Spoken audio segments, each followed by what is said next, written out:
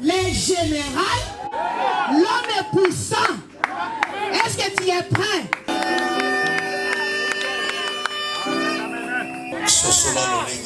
Acclamons-vous la gloire de Dieu.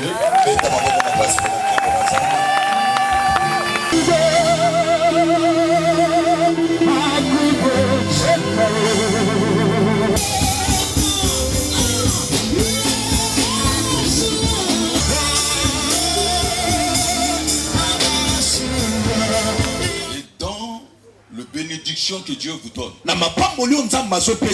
Il y a la part de Dieu. La part de Dieu. Tu payes ta dîme. Le 10% de tout revenu. Tu donnes les offrandes à Dieu. Tu dois faire les dons. Tu dois donner les legs. Tu dois bénir l'œuvre de Dieu, et aussi il y a cette partie de l'aumône. L'offrande de compassion. Et dans l'aumône, non seulement il y a la part de pauvres, de prisonniers, de malades, les indigents, mais en première position, la part de veuves, les orphelins orphelines. Je dis à tous ceux qui sont ici, que Dieu vous accorde cette grâce. Bien aimé, vous savez pourquoi Dieu vous a gardé en vie? Je sais voir des choses, mais je le dis avec sagesse. Vous avez la grâce d'être toujours à côté des hommes élevés.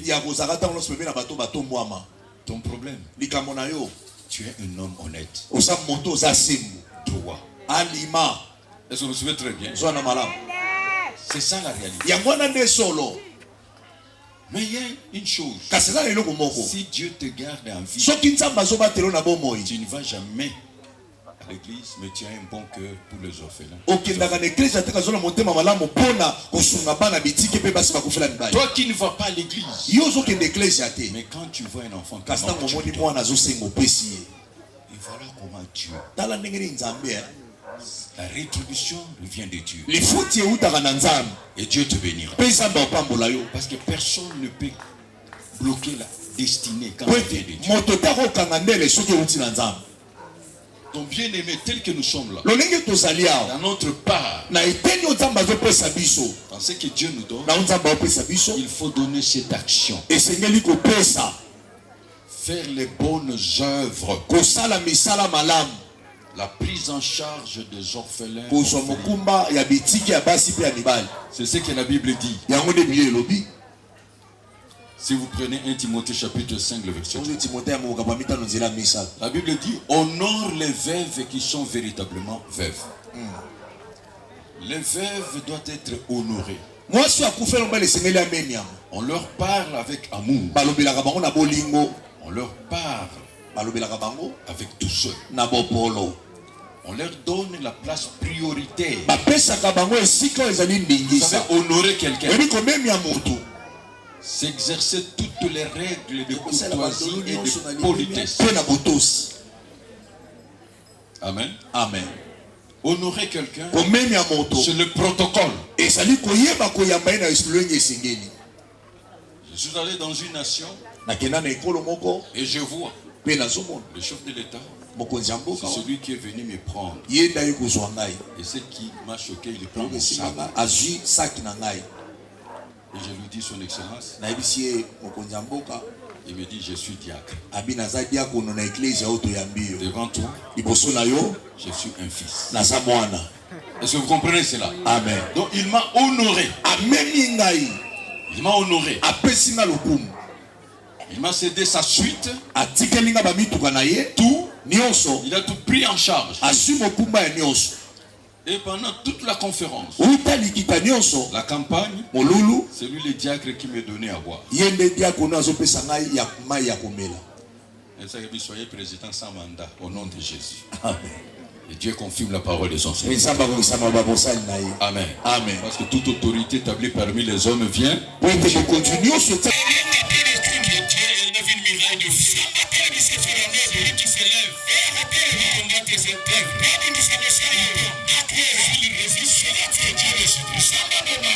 que ça c'est un cœur. On ne trouve pas de gens avec de tels cœurs. Ça doit être un charisme, quelque chose qui vient de Dieu. Ça c'est une vision. Voilà le travail qu'il faut faire. Tu peux le faire en coulisses. La main droite donne. Et Dieu te bénira. La Bible déclare, apprenez à faire du bien. Recherchez la justice. Protégez l'opprimé. Faites droit à l'orphelin. Faites droit à l'orphelin. Nasina mona avocat. A botoni biloko ba orphelin. Na orpheline. A dribbler bango. Avocat. Bana comme la l'église. À cause de tata bino sisa ki mbongo ya nini ya honnêteté. Ya bosina ki kibana batumba ki pa général sono. Na benga ki ba bipa ba benga. Avocat wana kima. Il faut défendre les orphelins. Esmeli ko bunde la bana bitike. Na ndi dossier na moni ki tata wana sila ki biloko nyonso. Na benga ki ndeko moko na botanga ekomo tout puissant voyou. Et bisio yo au chaka na service de sécurité non qui va bien comme moto là tout puissant voyou là qui sera toujours voyou na moto avocat kima bana bazuma nanda frère vous avez mokonzi soutient les orphelins sunga bana frère sunga basi na kufula bidali soutenez-le sunga bango Dieu t'a établi comme autorité pour ni nzamba tie mokonzi tout puissant voyou akendeki ya kabenga lobi que monsieur zali avocat abinga na za arbitraire abinga na za arbitraire na pesi yo téléphone yango benga mokonzi biso tout puissant voyou akayinga ndako nous on a raison tous on a tort oh nous on a on peut s'arranger on peut s'arranger je ne suis là bas no biloko na ba omoni mokonzi ndinga zala chose à mon il faut à la droit, il faut à la juste. Tu défends le faible et Dieu te bénira. Tel que vous voyez là. Derrière les veuves, il y a une grande bénédiction de Dieu. C'est ce que Job faisait, lisait ce verset. J'ai rempli de joie le cœur de veuve. Comme ce que les couples pastoraux sont en train de faire. Je ne sais pas ce que je peux dire. Ma prière, je vais le faire ensemble. Amen. Amen. Depuis que j'ai commencé le ministère, ça fait 45 ans que je suis dans l'exercice du ministère de la parole et de prière. Je n'ai jamais eu de repos. Maintenant, je travaille comme Dieu. Je suis invisible. Comprenez cela? Et je travaille sans bruit. Qui vit caché vit mieux. La vie agit en silence. Je n'ai jamais rencontré un tel ministère.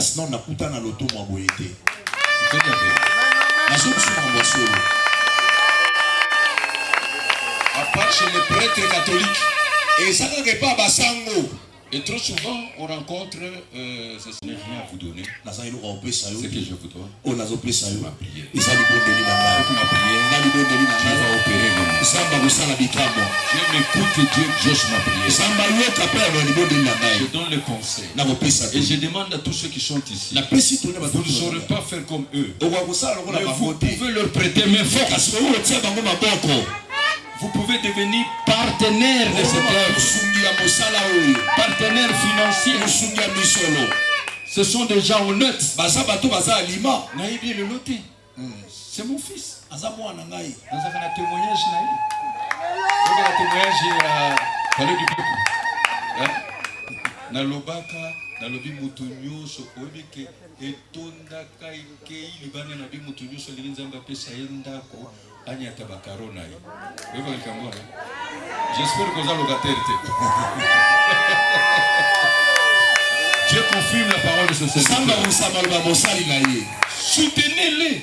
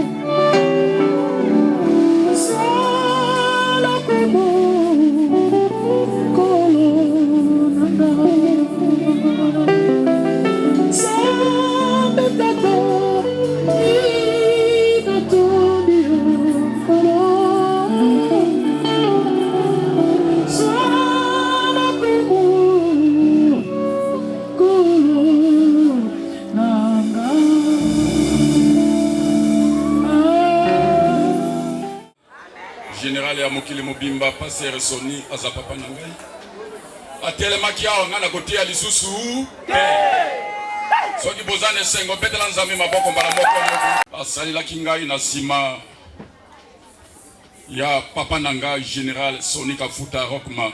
Amen. Nzamba asala kingai ya munene ya munene timbe ya minene ngana zala ki locataire na rai nazala ki locataire na seconde gloire na palais du peuple oyemoko alobaki awo nazalaki locataire bomoni ba karo yeza na esplanade ya palais du peuple alobaki eloko natikalaki nango na motema souvenir nanga pona koyaki 7 fois alobi nombre ya ba karo konyata nde nombre ya mapango na yo. Amen. Nombre ya bakaro mendenge tozalaga ndenge bozaliao mais mukolo wana penza awa tozata pembeni te nombre ya bakaro oyo esplanade ya palais du peuple oyo konyata nde nombre ya mapango kosomba na ville ya Kinshasa. Tozalaki bato boni bwana nazalaki nanu nazalaki lieutenant capitaine oleka kinga nazaki lieutenant calculé na nzoto oleka kinga nzoto nazaki mukia mulai penza me mukia penza na koyaki 7 fois mais nazaki na kondima nazotia mutu boye na tiboye na koyi na telemi ata moto asukuminga na lobaki eloko moko te nga musala nanga na nyataka ka nombre ya na bosa na kalikambo na te na bosa na kayango te papa melelo o nzamba asali nanga yemo ko moto ayibi. Amen.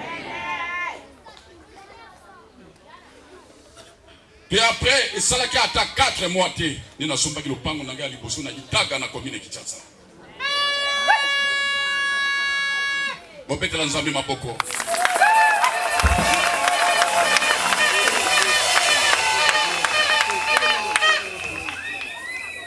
na kosomba lupango na ba procès mbala moko oyo likambo nini nazongeli na bureau alobelo komoko bakosala yo eza te lupango wana eza yo tina lelo lupango wana eza ya papa na ndimi ke ozana nzambe ya solo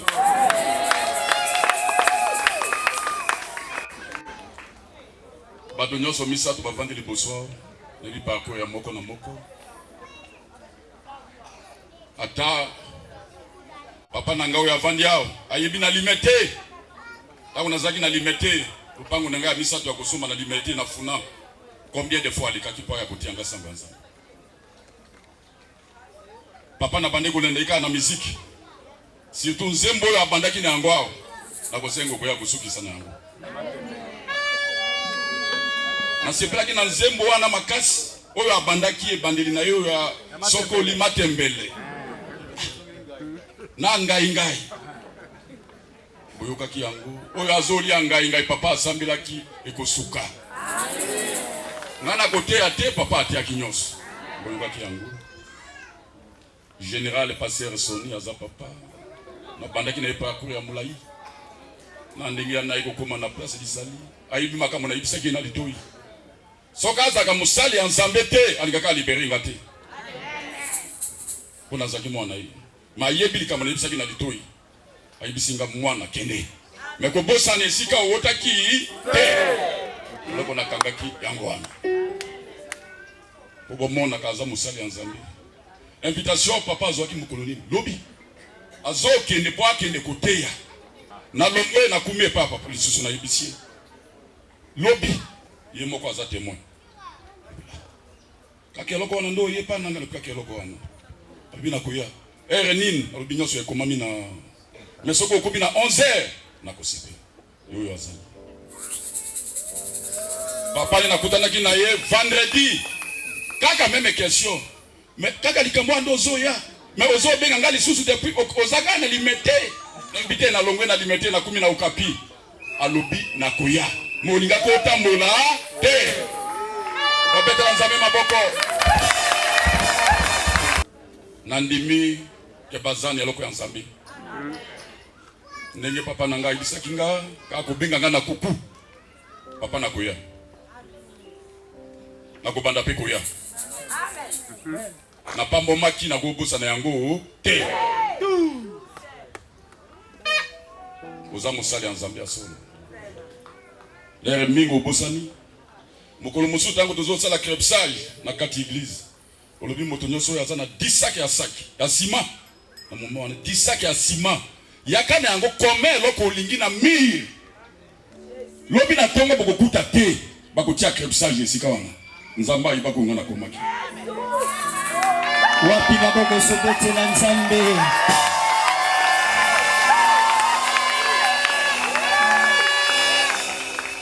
poza papa obosana kamingi yango na rappelé eloko wana amen na ina tongo na zaka na $100 na ndako saki asime saki soki 10 soki combien na bosana à peu près $7 na subi 10 sac nanga na komi na mire na komi moto ali boso tongo na sina komaki mbala moko na bimi na kei to ya dimanche na ikokuta crepsage ndenga alobaki akokisaki pe yango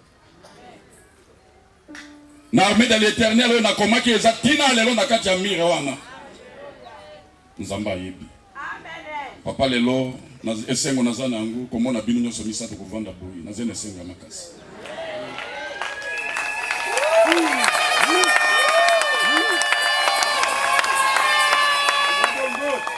awa na lingi po papa bamona ke otosela ke za nzambe ya solo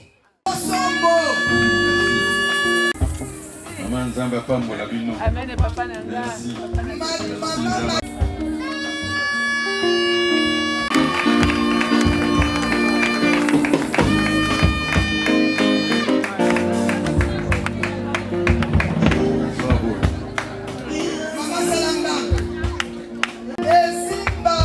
Ezali ata soki nzambe azwi biso misale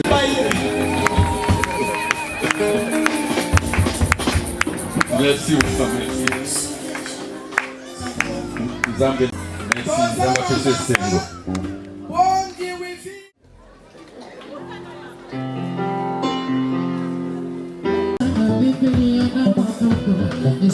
Pambo